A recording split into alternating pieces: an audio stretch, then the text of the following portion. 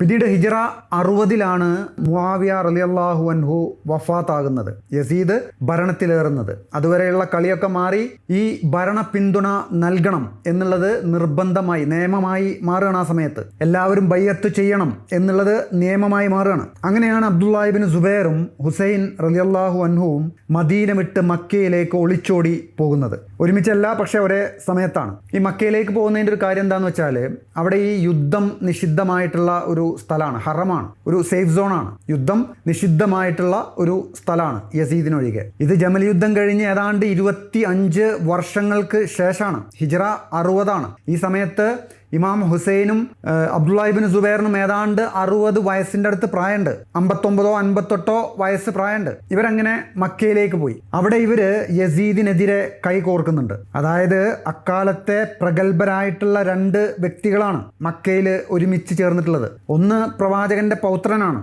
അലി ഇബ്നു അബി ത്വാലിബിന്റെ മകനാണ്. അബ്ദുല്ലാഹി ഇബ്നു സുബൈറും മോശക്കാരനൊന്നല്ല, ആദ്യത്തെ ഖലീഫയുടെ പൗത്രനാണ്. പ്രവാചകന്റെ അമ്മായിയുടെ മകൻ സുബൈറിന്റെ മകനാണ്. ഐഷ ബീവിയുടെ ജ്യേഷ്ഠ സഹോദരിയുടെ മകനാണ്, അസ്മാ ബീവിയുടെ മകനാണ്. എന്നിരുന്നാലും ഹുസൈൻ റളിയല്ലാഹു അൻഹുവുമായിട്ട് താരതമ്യം ചെയ്യുമ്പോൾ ഒരു പടി താഴെ തന്നെയാണ്, ഒരു തട്ട് താഴെ തന്നെയാണ്. കാരണം അത് റസൂലിന്റെ പേരക്കുട്ടിയാണ്, മകളുടെ മകനാണ്.